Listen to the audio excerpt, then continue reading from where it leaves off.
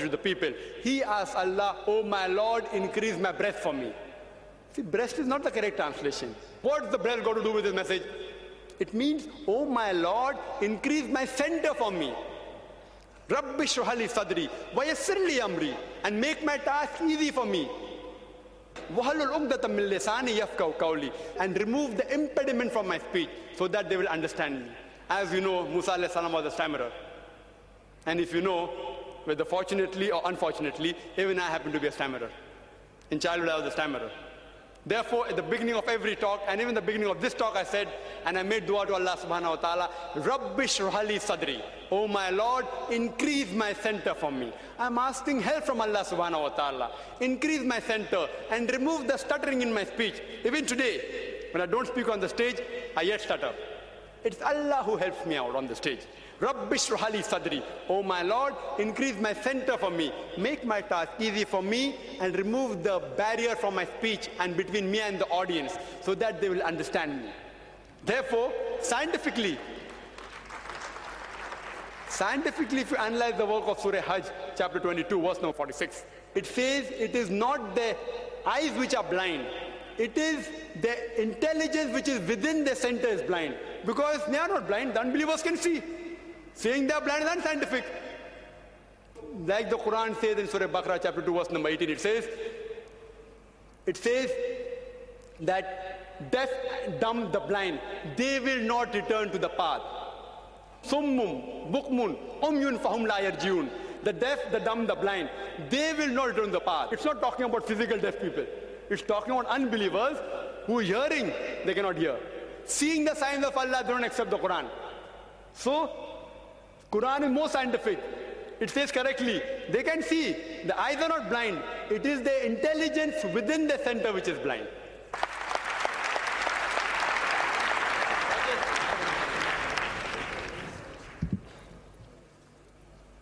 The next question from a brother on my left.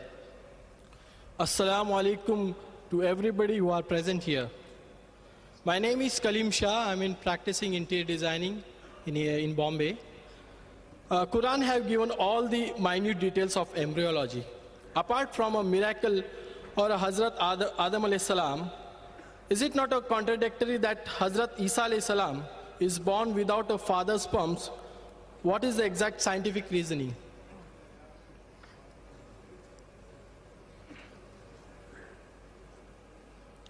The brother posed the question that how can you prove scientifically the miracle of Jesus, peace be upon him, that he was born without a father, without male intervention.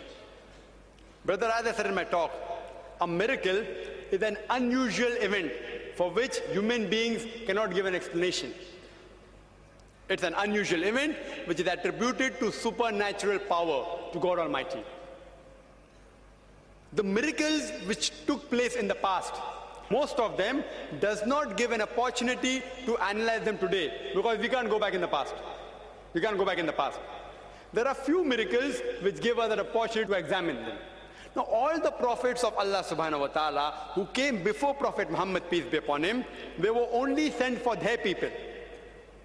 Only for their people. And the message was for a limited time period.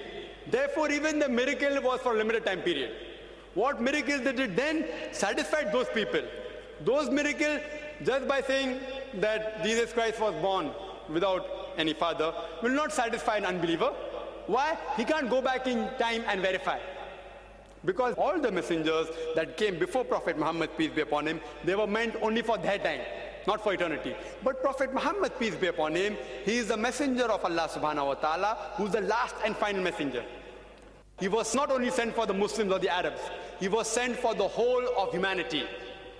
And his message is still eternity. Therefore, the miracle that he has brought, the Holy Quran, can be analyzed even today. It's a miracle till eternity. Prophet Muhammad, peace be upon him, has done hundreds of miracles, other miracles, which we Muslims believe. But he never emphasized that. We Muslims don't boast of that. We Muslims only boast of this because we can't prove those miracles scientifically. But this living miracle of Prophet Muhammad, peace be upon him, which was given to him by Allah subhanahu wa ta'ala, can be analyzed by us even today. So previous miracles, time does not allow us to go back in time. if we could go back in time, we could have analyzed how was he born without a father. But yet, brother, I can yet give you a scientific explanation. I can yet give you. Today, science tells us there are certain species which can be born without male intervention. And the best example is the male bee. The male bee is the egg which has not been fertilized by a male. The queen bee which lays eggs, which doesn't get fertilized by the male, they are born as male. The female bee is the eggs which are fertilized by the male. So there are several animals today in this world who are born without fertilization. I do know that this thing takes place in low animals. There's no proof in higher animals. Who does it? Science cannot tell us. Allah's mother does it. So when Allah can make this possible to happen in Isa alayhi salam, where it is described in Surah Al-Imran, chapter 3, verse 45 to 47, it says, قالت الملائكة يا مريم إن الله يبشرك بكلمة اسمه المسيح عيسى ابن مريم وجيها في الدنيا والآخرة من المقربين. That behold, the angel said to Mary, we give you glad tidings of a word from him. His name shall be Christ, son of Mary, who will be held in honor in this world and in the hereafter. And he will be among the companies of those most righteous. Those most righteous. So the verse continues that he will speak to the people in childhood and in maturity, and will be among the people those who are righteous. So Mary, peace be upon her, asks, how shall I have a son when no man has touched me? The answer is given, فَإِذَا قَضَى أَمْرًا فَإِنَّمَا يَقُولُ لَهُ كُن فَيَكُونُ. When Allah decreed the matter, he just said to it, be, and it is. I have given you a scientific explanation. When Allah can make it possible in a male bee, it's very much easy for Allah to make it possible even in this, in Isa alayhi salam. For him, Allah subhanahu wa ta'ala, to create a Jesus, peace be upon him, إِذَا قَضَى أَمْرًا فَإِنَّمَا يَكُونُ لَهُ كُن فَيَكُونُ. When he decreed the matter, he just said to it, be, and it is. For him to create 1 million people like that, it's just easy. It's a miracle. I'm not telling you Jesus Christ, peace be upon him, was born like that, like the male bee. I don't know. I've given you a scientific explanation. When it's possible there, why can't Allah make it in the higher animals, the human beings? I hope that answers the question.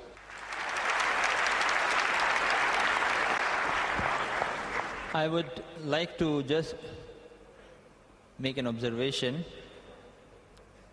We have had throughout most of the questioners who have been our Muslim brothers and sisters.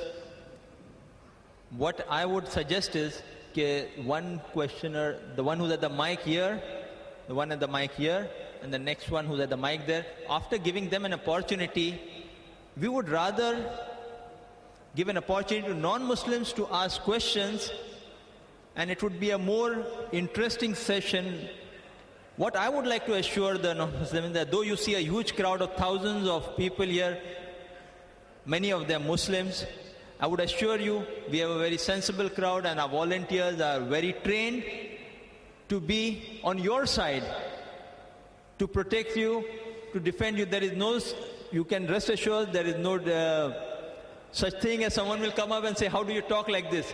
I assure you, on behalf of the organizers here, you are totally safe to ask any question, even if you consider it very ridiculous. What I've noticed is Muslim brothers and sisters have come up and asked questions who some other non-Muslim or someone might have put them, or they may have read in some scientific book somewhere, and they have put it forward.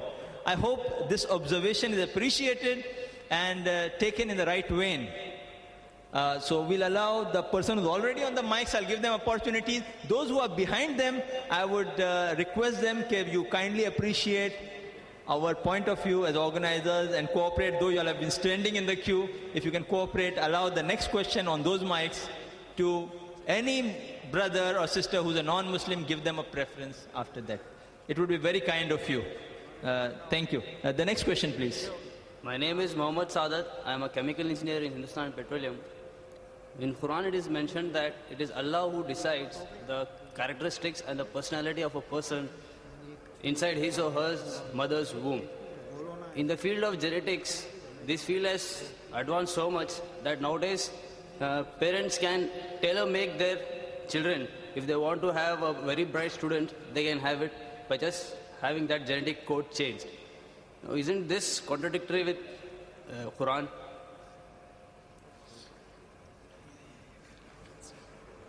The brother posed the question that today genetics field has advanced and it's possible that we can change the genetics of the child that is going to be born.